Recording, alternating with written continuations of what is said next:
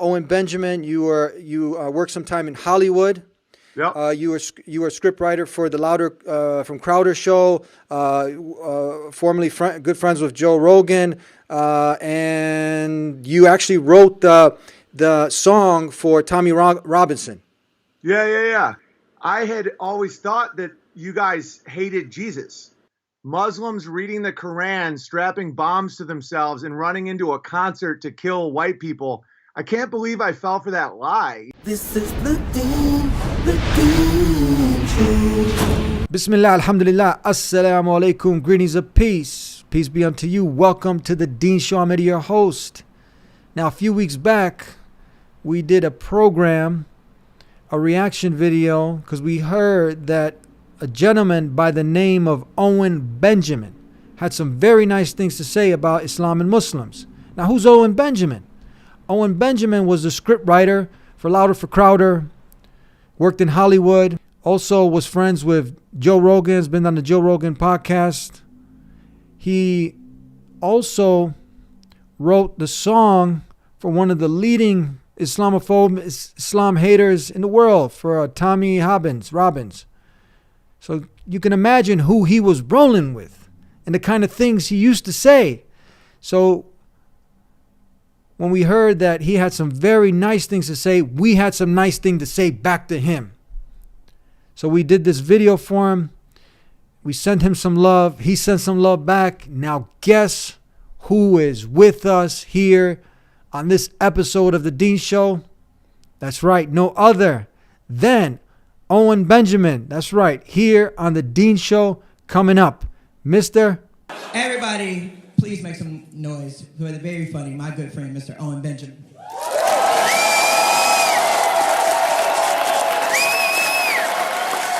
Hello. What's up, brother? How are you? How you doing, Owen? How you been? How you doing? I'm good, man. Thanks for having me. I'm excited. You. Thanks for accepting the call. Of course. Nice background there. Oh yeah, this is my part of my garden. I was just, every time I open packages that people send me, I just burn the wrappers just so it doesn't accumulate. So we got some sheep, some goats. No way, dude. That's awesome, man. Yeah, I just had some goat's milk this morning. What kind of goats? No, the goats, my goats, I don't have no goats right now. Right now I have sheep. And as far as the goat's milk from, I don't know if you've heard of family farms. I haven't, no. So, okay, it's ironic, and we'll just get into it.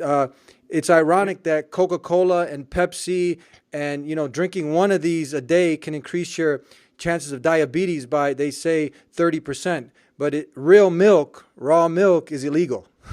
How about that? It is, right? It's crazy. Isn't that? That's not why the only way to do it is just do it yourself, So what happens is they have the co-ops. So they have these co-ops. Family Farm is a co-op, and then they bring the milk to the church. So they have this church here. You go there, you sign up, and then every 2 weeks they bring the milk. So you can order raw cow's milk or goat's milk. But I've never myself milked the goats that we've had. I've never done that. But I was listening. I went to Tractor Supply Store after I heard you speaking about something about how you can actually get the. You were referring to people being distracted, but the goats, when you want to milk them, you just have their their heads in what is that called?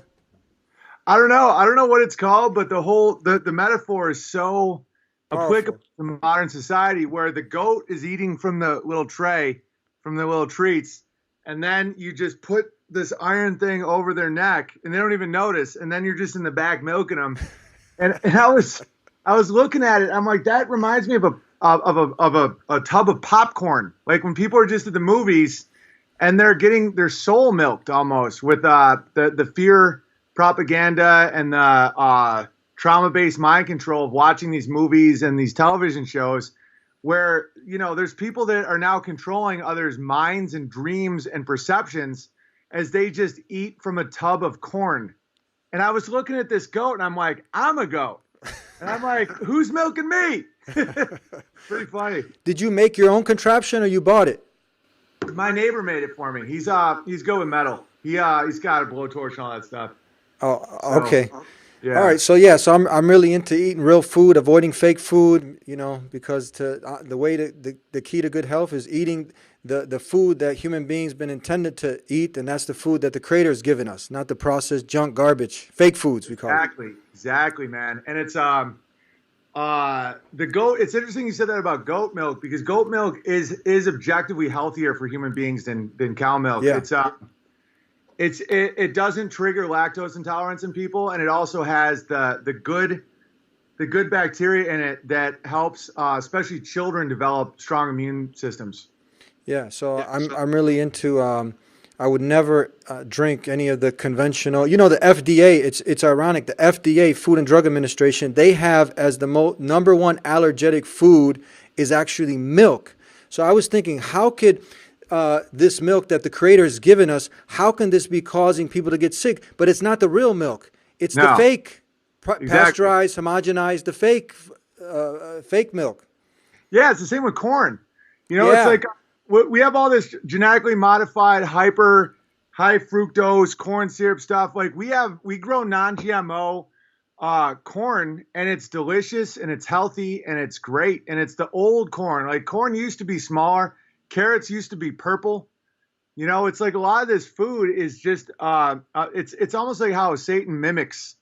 You know, it's a mimicry. It's a mockery of the Creator's food, as you so eloquently put it.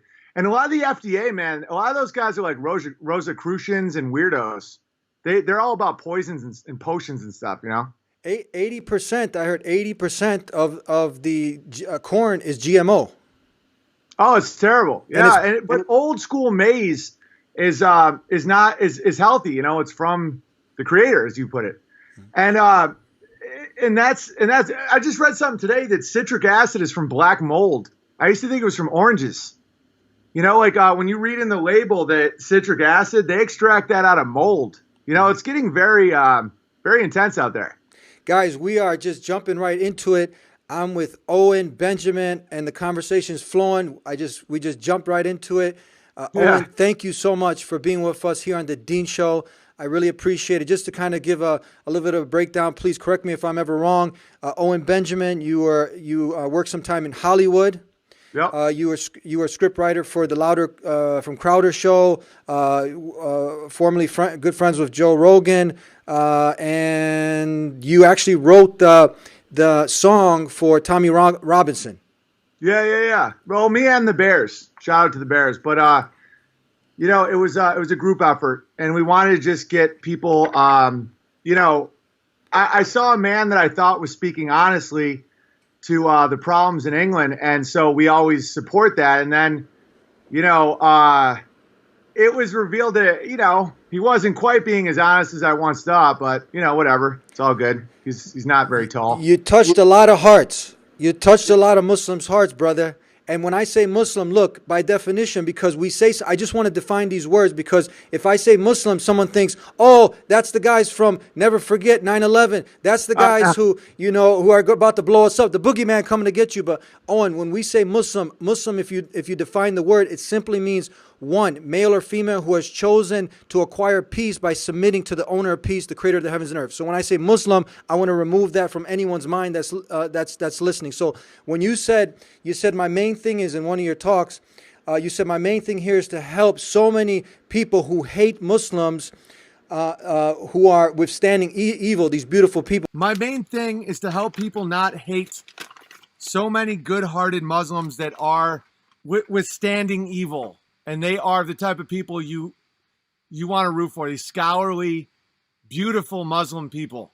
Don't let the media paint, you know, a fifth of the planet as people that deserve to be bombed as a sacrifice. So we want to help with that. We want to help because there's a lot of hate out there. And go ahead. Yeah, there's a lot of programming that I've realized has happened in America of the anti-Muslim programming, because we all know there's Pharisees in every religion. There's some bad Muslims, some bad Christians, some bad Jews, and everything. But that whole, you know, just the boogeyman that you're referring to, over the course of my life, as I've cleaned up my life, you know, I stopped drinking. Not that I had a drinking problem, but I wasn't going to do the wizardry on myself. Like, it's just 5 beers to relax. The more I just got sin away from me, the more I could see clearly. And the way I judge people is let your yes mean yes, let your no mean no is very important to me. And I started realizing that I had more in common with some of these Muslims than I did a lot of these converged Christians, Christian in name only. You know, they're blaspheming. They're saying Eve was transgender and, you know, all this insane stuff. They have a rainbow flag in front, you know, promoting sodomy and stuff. And I'm like, well, that Muslim family's just having a bunch of kids and they seem like they are very honest people. I'm like, what is going on? Because I used to think that Muslims were the boogeyman. And there are some that are Muslim in name only, as we all know. But it's not something that really changed my perspective was when a Muslim friend of mine, I heard him say, Jesus, peace be upon him. And I had always thought that you guys hated Jesus, you know, and that blew my mind because I listened to Ben Shapiro on Joe Rogan talk about how Jesus Christ was a common criminal and was killed for rebelling against Rome, which is this insane statement. And then my Muslim friend would say, Jesus, peace be upon him. And I was like, that kind of made it through the programming. And to me, it isn't this big theological thing. It's like how you and I, before we started the show, in the beginning, we're just talking about goat milk and what's in food. And that is what we're facing in the future is, you know, guys like me and you are trying to eat healthy. We're trying to have families. We're trying to honor our creator. And we have more in common than I do with a lot of these materialists that seem to only honor themselves. And they speak lies and they are selfish and they've almost like accepted this world of self-gratification and sin. You know, it's almost like the lowercase I before every Apple product. It's narcissism with no, but you're still lowercase, you know? Yeah. And so that's changed my mind about Muslims. And I think another thing that people don't realize is it's not like a race, you know? Like when someone says Muslim, it's not, a lot of times people think Arabs and they think a specific group of Arabs and that's just not true at all. And so that's where I'm at today. Yeah, the population, if you look at how many Muslims from around the world, you know, you got more Muslims in Indonesia, Malaysia. You know, again, a Muslim could be Polish, Italian, American. I was born here. My parents are from the Balkans, from Europe. So it's not like many people have that stereotype, oh, a Muslim, other Arab, you know. Well, yeah, and all the false, the moon landing really got me going on the ability of people to lie, because I think a lot of people can't fathom the scope of some of these lies that kept us in these 30-year wars with people that we have no business being over there. And some, like the Ariana Grande concert, like now that I realize that it's not just Muslims reading the Quran, strapping bombs to themselves and running into a concert to kill white people, I can't believe I fell for that lie. You know, it's these traumatic events are made so that the local populations will continue with these wars, you know, and the wars, they benefit no one except for the people that are profiting from the wars. It's almost like building sandcastles with the tides, you know, it's only benefiting the people in the sandcastle union, you know, and so much American life, so much life in the Middle East is just unnecessarily sacrificed at the altar of greed. And I just, you know, I just think it's pretty wild just to grow and see. And I think becoming a father, your instincts kick in with other men, where you see another man and you're like, is that a threat to my family? And so many, you know, devout Muslims that honor the creator, the God of truth, the God, are not a threat to my family. And I feel it instinctively. And then I'll see someone who's a liar and someone who's a materialist, and I'm like, that person's not allowed in my home, you know? Talk to us about Santa Claus. You mentioned Santa. You mentioned that was one of the rabbit holes. Santa Claus, I think it's pre-programming for government spying agencies. Where it's like he sees you when you're sleeping, he knows when you're awake. It's like, dude, I don't want to be watched by this fat man in the red suit, you know? So, man, wow, yeah. So you wow. So you mentioned the arguments that are against Islam, and I'm just for the audience, I'm gonna define Islam. Muslim, one who acquires peace by submitting to the owner of peace, the Creator. Islam is the action of acquiring peace by submitting your will to the Creator. So you mentioned that the arguments of Islam are starting to become so absurd a fantasy, and then Bret Hart and CNN, Fox News, they don't tell you that actually Jesus is mentioned in the Quran 25 times. Actually there's a whole chapter you're named after his blessed mother. These things they don't mention that you have to say peace be upon him, like this caught your attention when we say Jesus peace be upon him. They don't mention these things, but suddenly that it's against having relations outside of marriage, these porn, interest, usury, all these things, right? But when it comes down to the other things, like of Jesus or anything, the commonalities, they don't mention. They never mention the commonalities. And they also, I have a lot of respect because the church I'm looking at in my area that's done the best against the convergence is the Orthodox Church. They seem to still be against usury, sodomy. They're pro-monogamy, pro-big family, stuff like that.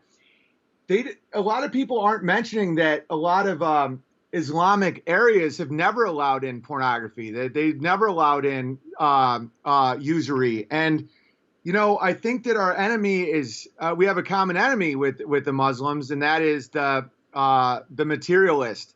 And I think people can get very wrapped up in the differences.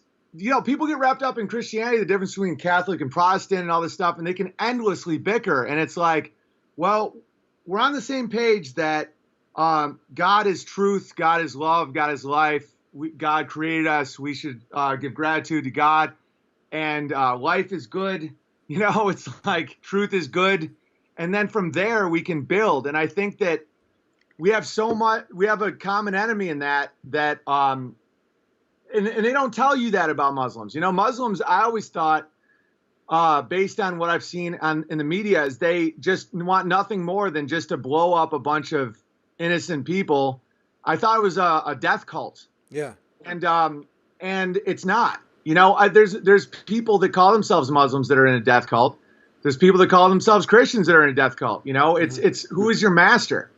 And so, and I also really like the economic knowledge of a lot of Muslims. I was listening to this one, I don't know what they're called, the leader.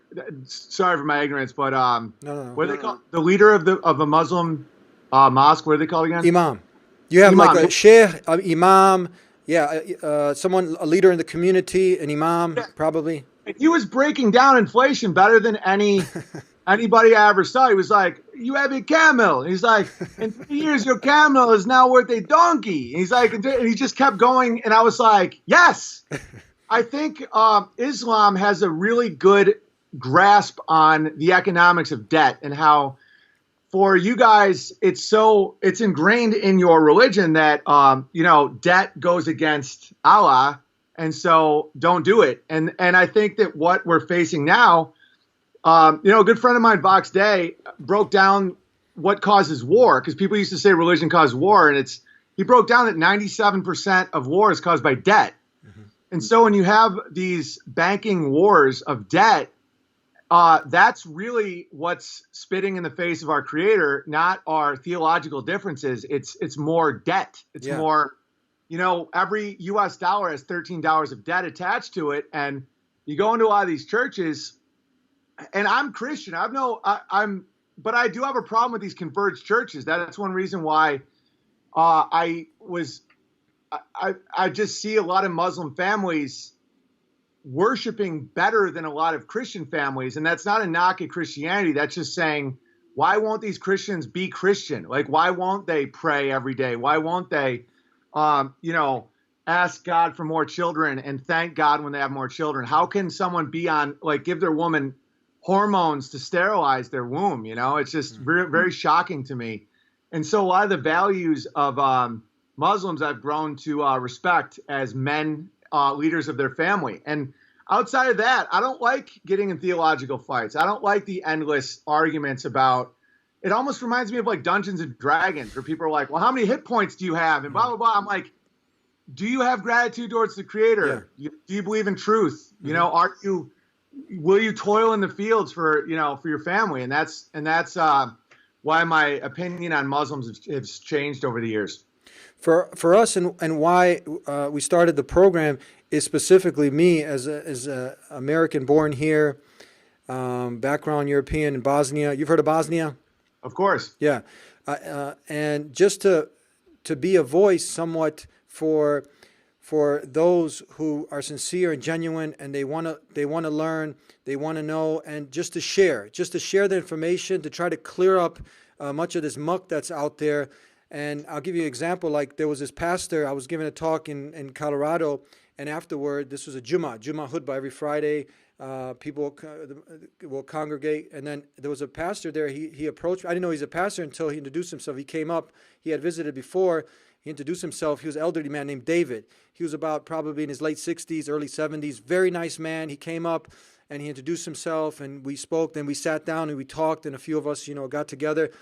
And then I was answering his questions. He had questions, and we were just having a nice dialogue, talking. And then he said, "Man, I said, how do you feel being in here like now? How do you feel knowing that you're not in a bomb making factory now, right?" And he said, "I feel good. I feel good." I said, "How did you feel the first time you came in?" He said he was scared to death. Yeah, totally. So I couldn't. So what? When I heard that, I said, "This fear is real. People become victims to the fear and hate machine." So that's why I commend you when you said, "I really, you want to help people to stop with this hate," and that's due to the ignorance. So this man, he didn't know, but so naturally now you're going to do things out of not knowing, out of ignorance, and now that fear, it's a repetitive cycle. Fear, ignorance, then the hate and the violence, and it's just never ending. Then the wars. Yeah, and the fear is from the devil. It's like it's his best tool, just that fear, that terror, Mm-hmm. And another thing that opened my eyes was finding out how many of these terrorists being arrested, blah blah blah, were people of that they've manipulated. Like, a lot of them had like autism, and they'd like try and get them to make a bomb, and they were like trying to. And it reminded me a lot of the war on drugs, where it'd be like these undercover agents would try and make their quotas, and they'd go in and try and get someone that didn't have any friends. It might be a little on the spectrum. And then they'd arrest and be like, "Oh, look, we got another one." And it's like, it's fascinating to me to see that, to just see how much we were manipulated and how much we shouldn't be continuing these wars that just are leading to the debt of America. Because, to end the fear, to end the hate will help all Americans. Because 22 trillion in debt, because we're in a land that we don't need to be in. If we're not, this is another thing, is the wars never end unless people colonize. So what do? You kill a bunch of people. You don't have children. You don't open up shops. You don't bring churches. Then they just come back, except they're just more hardcore than before. And it's just an endless nonsense waste of life. And, I remember when I was young, my brother had a couple Saudi Arabian friends that he met when he went to school in England, and they came to visit us. It was Fahad and Abdul, and they were Muslim, and they were very, very nice. And when I was a little kid, I wove cloth. I remember I just had this one cloth, and I just gave it to one of them as I was like, "Oh, this could be a prayer rug." And he was like, "Oh, thank you. That's so cool." And then I forgot about those guys as the media machine cranked up the hate and the rage and the fear and stuff. And now looking back, they were some of the nicest people I knew, and it's like, and okay, for example, this show, like I told a couple of people I was doing this, and some people were like, "Oh, Muslims, oh." And I'm like, dude, I did Joe Rogan 3 times. He's a freaking Satanist. It's like, where were all these people when I did Joe Rogan? I'm like, he believes in Satan. I'm like, Muslims say Jesus, peace be upon him. They believe in the same God.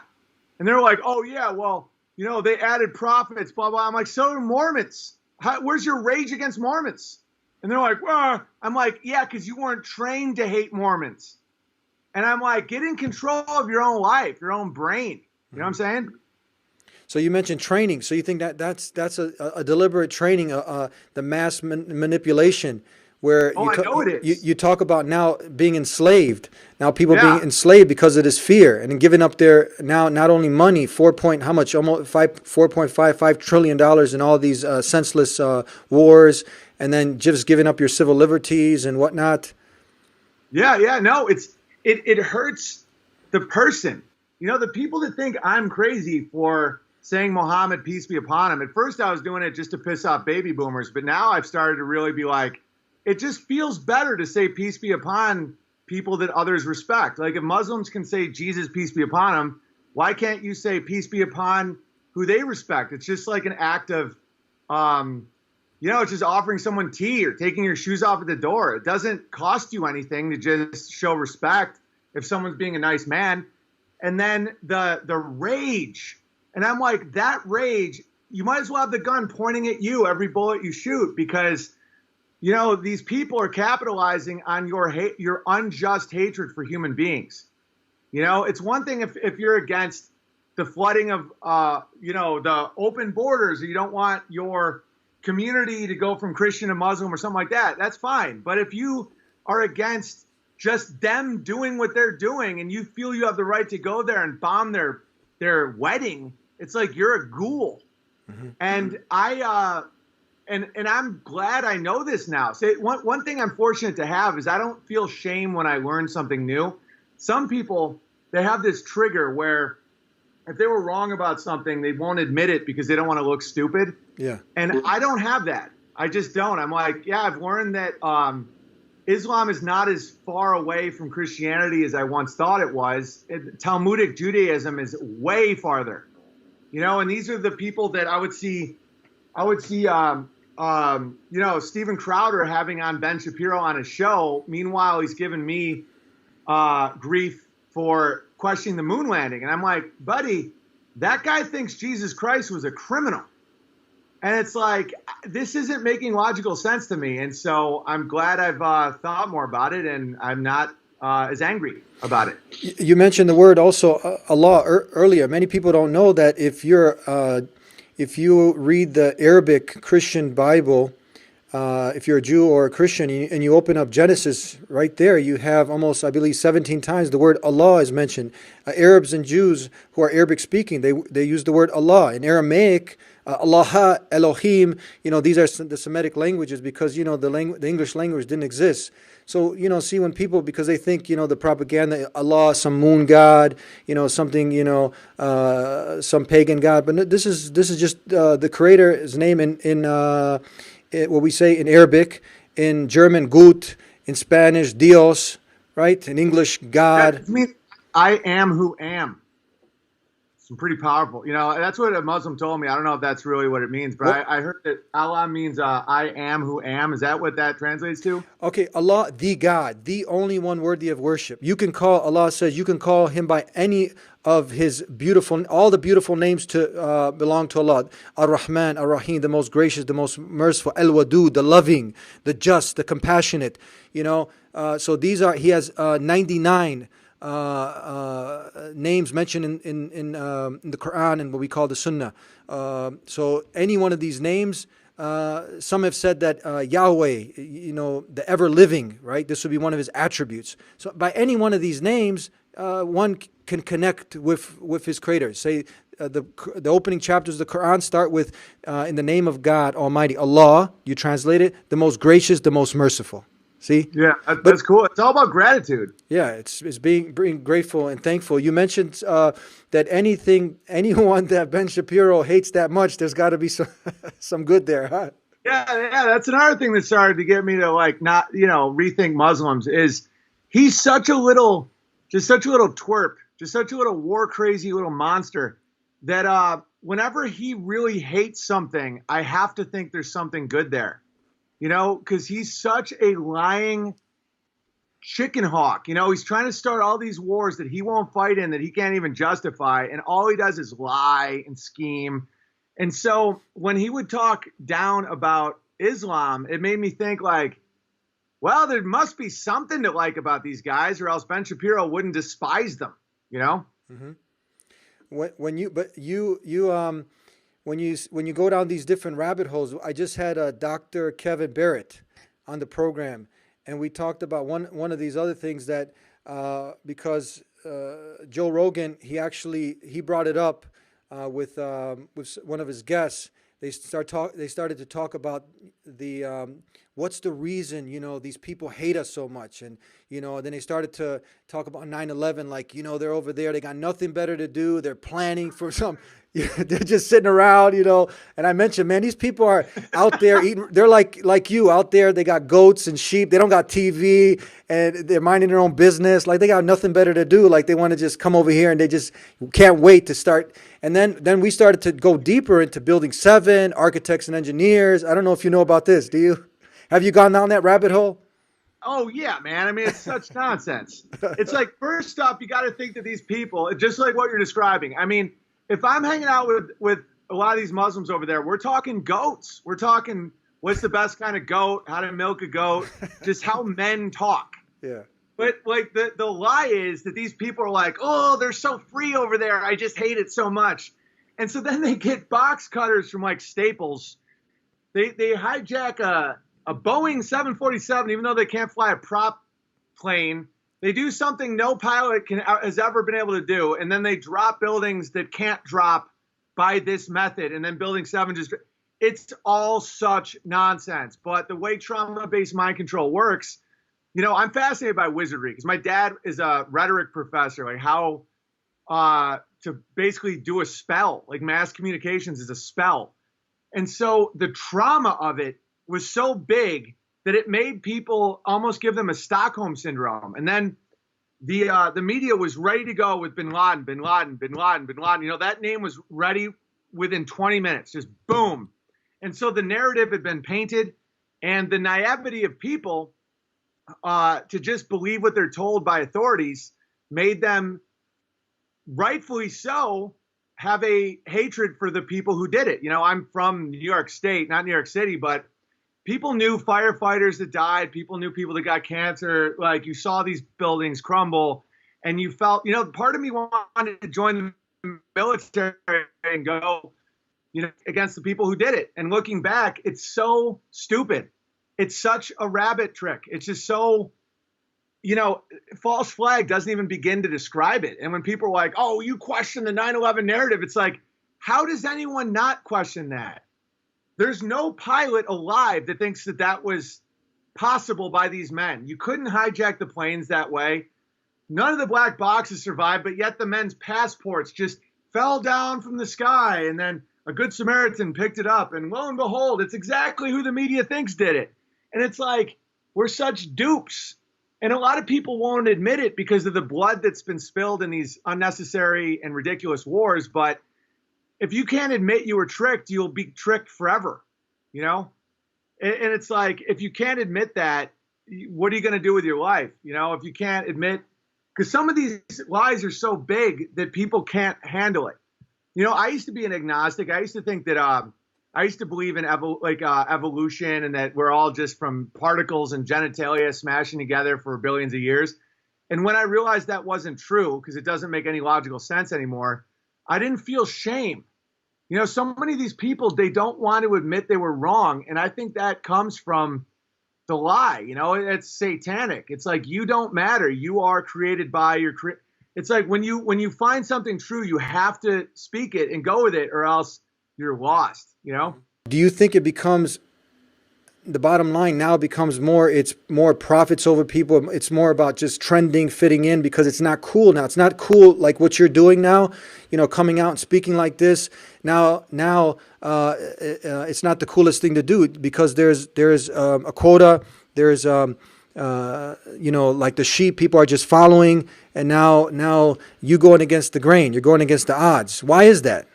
Well, it's a lack of masculinity. Lack of masculinity. Yeah. It's a lack of men saying that's wrong. I like that. It's like it goes God, man, woman, child, and that isn't about subjugation. It's just what it is. Mm-hmm. God guides and protects man who serves God, and then a man will protect and guide his wife who protects and guides the child, and then the child in some way reinvigorates God.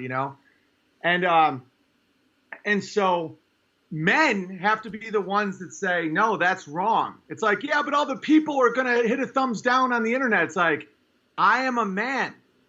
I'm not motivated by that. You know, that's more of how women are. Because, you know, the hunter versus the gatherer. You know, women that are picking berries and braiding hair and all that stuff, it's like when their community turns on them, they feel incredible fear. And, you know, oh, man, I wish I could just play the stand-up bit I did, but about how men are capitalist, women are communists, where, you know, when a woman is having a bad time at a bar, you know, when there's like a group of women out, everyone's having fun, but one girl's having a bad time.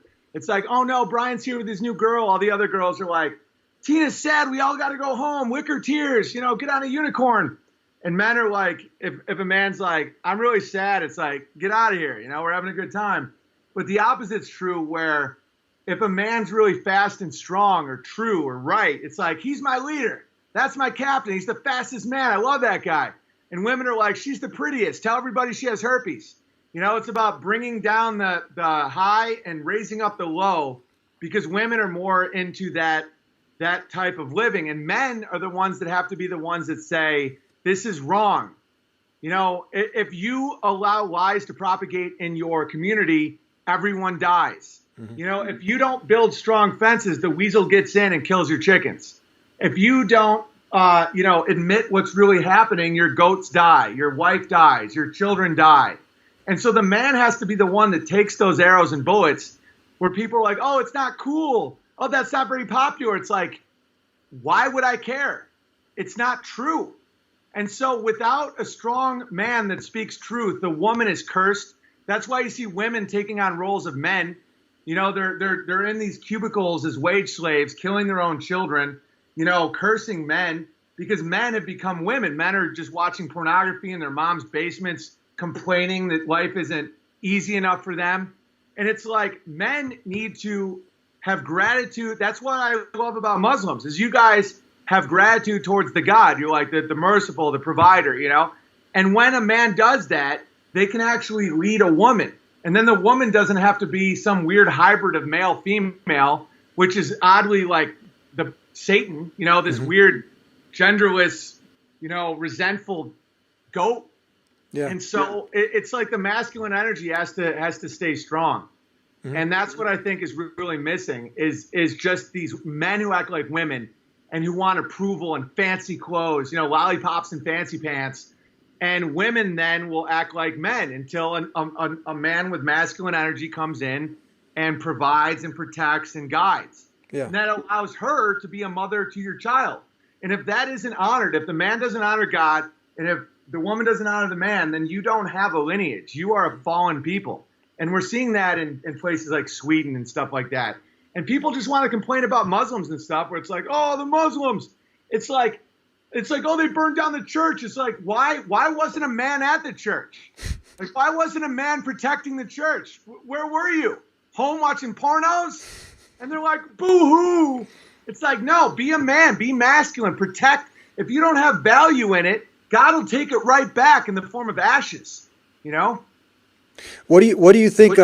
We did some programs after people were bringing to our attention, Joe Rogan in particular. He had talked about some things many times with many guests. He was bringing on guests, and they were making some major blunders, saying Islam is this, Islam is that. Da, da, da. So I brought on some academics, people, especially imams, sheikhs.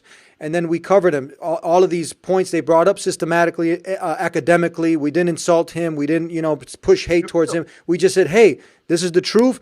And why don't you bring on an academic? Bring on someone like you did. What you did, said, hey, guys, and these trolls are out there, and you're like, a racist. You're like, telling them, slow down. Hey, I'll bring an imam on here, man. I'll bring an imam, and he'll answer the question. And if he's not truthful, I'll do a whole thing where I'll have a imam on here. And we'll talk it out. We'll talk about, I will have you guys email me specific sections, and we'll have someone explain it. And if we catch them lying, we never have to it again. You said that. Why won't like Louder, what's his name, Louder Crowder or Joe Rogan, instead of talking about Muslims, bring a Muslim on and let's answer, let's talk, let's dialogue? Because they're magicians. I mean, they're lying. You know, that's why when people say, "Oh, are you Muslim now, Owen?" Because you're friendly about I'm like, I'm confident enough in my faith that I can be friends with you because I think you're honest. I like you. Thank and you. It's like if a Christian or a Satanist like Joe Rogan is uncomfortable around a Muslim and won't let a Muslim speak about their faith, it means they're liars and they already know they're wrong, which I think is a huge sin.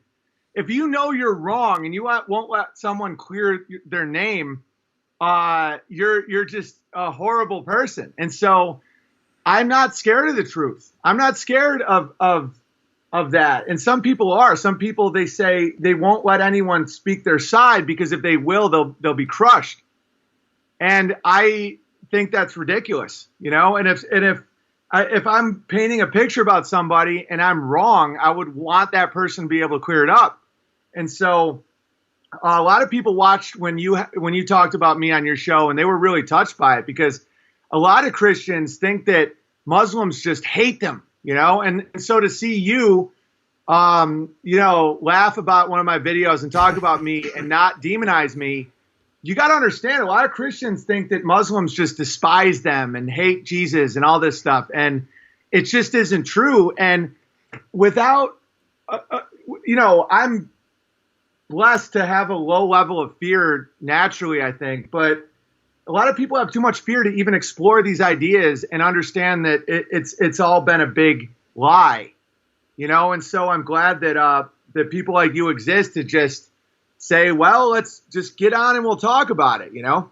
Yeah, make the human connection, talk. I mean, that's the start, man. But, you know, these things, the people who don't want peace are the people that they don't profit. You know, they don't profit from there being peace. So I know myself. I try to have peace with the Creator. That brings peace with myself. Then I can go ahead and give that out to others. We say, peace be with you. You know what I mean? That's the greeting of Jesus. We say, peace be upon him. The Prophet Muhammad, he said, you know, worship the most merciful and spread peace. You know, so when we say we're people of peace, we literally mean it. And of course, every human being has a right to defend themselves. You know, we're not, you be a man, you know, you guard your home, you guard your property. You have a right to defend yourself and your home and your property, whatnot, in self-defense. But killing innocent human beings and this whole thing that's been painted out like Muslims are like the boogeyman and they just have fangs ready to attack. This is all nonsense. Yeah. And I'm glad that someone like you has seen through the media hype and all the nonsensical things that I said. I commend you. God bless you. And I really This just popped in my head. Profits over profits. What is it? That just came in my head. That could be a good slogan. Profits with a PH over profits with an F. Yeah, profits. People worshiping worshiping the money, worshiping materialism, and forgetting about this human connection that we just made. And hopefully we could be a good example for others to follow. Because I don't think I know. I mean, when you have that hate inside, it doesn't feel good like the love. Like when you do something like this, that hate builds up and you just end up stressed out. You end up you're full of hate and you're going to end up getting sick from that. That actually make you sick. And there's two roads, you know.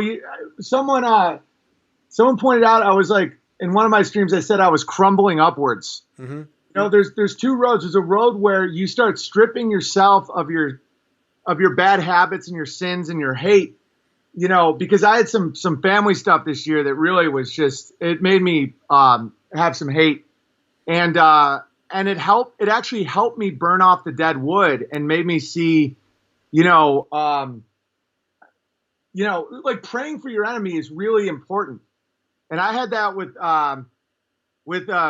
people and someone in my family. And so that helped me actually see people like Muslims as not my enemy, like an honest Muslim versus, it's weird how sometimes horrible things in your life can help you get rid of the hate and then let you smile and let you feel grateful for being alive and in that moment. And, you're always welcome over here, man. Me and you can milk goats.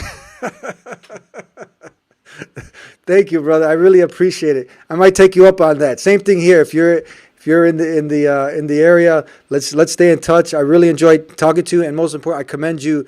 from some of the beautiful things that you've said, and hopefully some people can benefit from that. More people can learn to, see past the media manipulation and this blind hate that they are perpetuating. Exactly, brother. Yeah. So peace be upon you. So is that peace be with you, brothers? Peace be with you also. Assalamu alaikum. And that was Owen Benjamin here on the Dean Show. Thank you, Owen. It was a pleasure having you on.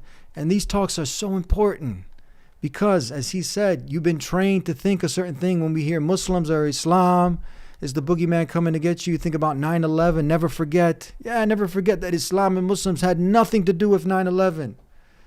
What is a Muslim? Because when you know what Islam is and what a Muslim is supposed to be, then you can understand, you're going to question twice as we do. There's no way that a Muslim can be doing such things. Yeah, some Muslims drink alcohol. They're not supposed to. Some Muslims deal in usury interest. They're not supposed to. Islam says one thing. A Muslim might go ahead and do the opposite, just like some Christian might do the opposite. You don't judge a car by the drunk driver. So now when you know what Islam is to submit your will to the creator of the heavens and earth. And this is how you have peace in life. That's how you acquire peace. And a Muslim is one who does the action of Islam by submitting your will to the creator of the heavens and earth. And it's in the Lord's prayer. Oh, our Father who art in heaven, hallowed be thy name, thy kingdom come, thy will be done. That means I'm going to do what you want me to do. The one who created me has a right to tell me what to do and how to be successful in this life and the next. So now this is the main thing of Islam. It came to free the human being from worshiping a stick, stone, a bone, a human being, angels, saints. No, to worship just the one God, the creator of the heavens and the earth. And to free human beings from the being enslaved to this material world, to the vastness, from the restrictiveness of this life to the vastness of the next. And you can't get that by harming innocent human beings, by being a person of violence, of terror. No way, man. So anytime someone throws something at you from the Quran, read it in context. So when you know what Islam is, you'll know what Islam isn't. And this is the same way of life that was sent throughout time, that all the messengers of God, since the beginning, the first man, Adam, Noah, Moses, Abraham, Ishmael, Isaac, David, Jesus, peace be upon them all, and the last and final messenger, Prophet Muhammad, peace and blessings be upon him, they all came with Islam, calling humanity to submit their will to the creator of the heavens and earth and to do good, righteous deeds. If you make a mistake, turn to the all-loving, the most forgiving, and repent. You're going to fall short, and it's not because of your good deeds you get to paradise. It's because of God's mercy. But this is a manifestation of your faith. Now, you'll have some haters, hate provocateurs. They'll take the penal code of Islam. That's about 1% of Islam. They forget about to teach you about the rest. And they'll throw this out there like Owen had mentioned. The Fox News and all these, Brett Hart and the CNN, they'll throw certain things out there to scare you. But the majority of things that are lies, misinformation, things. And if it's a half-truth, it's a lie. So now come to the Muslims. Come learn. Go ahead. Let's have a dialogue. Ask sincerely if you're genuine. You're just trying to throw stones. Be careful. You might be in a glass house. And now if someone throws something out there, and we talked about the penal code, acts as a strong deterrent to keep the criminals in check. You have a police force. You have the army. When things now need to be taken to a next level to put these people in check, you have this, of course. But look at it. Read it in context. Look at it from an academic standpoint. Have someone explain it to you. Don't just take it. Time Magazine did an article exposing in a span of 150 years that over 60,000 books were written against Islam. So that was before Facebook and Twitter and all this stuff. And now if you're going constantly, you're going to go ahead and become what you read. You're going to go ahead and read all of this negative propaganda. Go to a mosque, sit with a Muslim and ask, say, hey, look, man, what does this mean when you talk about kafir? What does it mean when, hey, chopping off the hand? We don't run from this thing, but look at the context, what we said. Look at the context, how it's established when. But know that anything that God ordained, there's wisdom in it, that it's for the mercy of humanity. And imagine if aliens came from outer space and now they wanted to know, just imagine, and they wanted to know about the U.S., the Constitution, and then you just show them the penal code, the electric chair, lethal injection, hanging. What kind of impression would they have? And you forgot about all the other beautiful things that are in the Constitution. That's the same thing. Now equate that with Islam. All you've been exposed to is some of the penal code, things out of context. And now, no wonder that you have this fear and apprehension. So make the connection. Go ahead and continue to open your mind as Owen did. We respect that we have some differences Islam, we love for Owen Benjamin, and we love for the viewers. We love, and this is out of love, that we love for you to accept Islam, submission to the will of the Creator, not the creation. We love that. And this is not like, coming at it from a point like, hey, we're better than you, putting down. It's like somebody who would love some good for you, who's inviting you to the house of peace. Dawah Islam, that's the house of peace. We love it. But at the end, if someone chooses not to accept, hey, still, it's like someone who really wants to invite you over, to something beautiful. You respect that. Say, look, I can't accept the invitation, but you'd appreciate that person reached out for the invite. So we give the invite. But if someone doesn't want to accept, hey, doesn't mean they have to be hostile. You have people in your own home that you don't agree with. You have people in your own home, in your family, that have different views. So we can go ahead and part on these views and collaborate in other good things that we agree upon. But how are we going to make the world a better place of peace? That we acknowledge some of these differences, we respect each other, and we move on.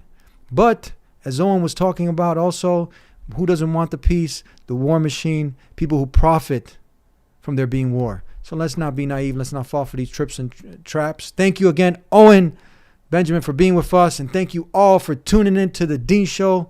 We'll see you next time. Tune in every week for a new and exciting show. Subscribe if you haven't already. Hit the notification bell so you can be updated. And we started with peace in the greeting of Jesus and all the prophets. Peace be upon them and peace be with you. Assalamu alaikum.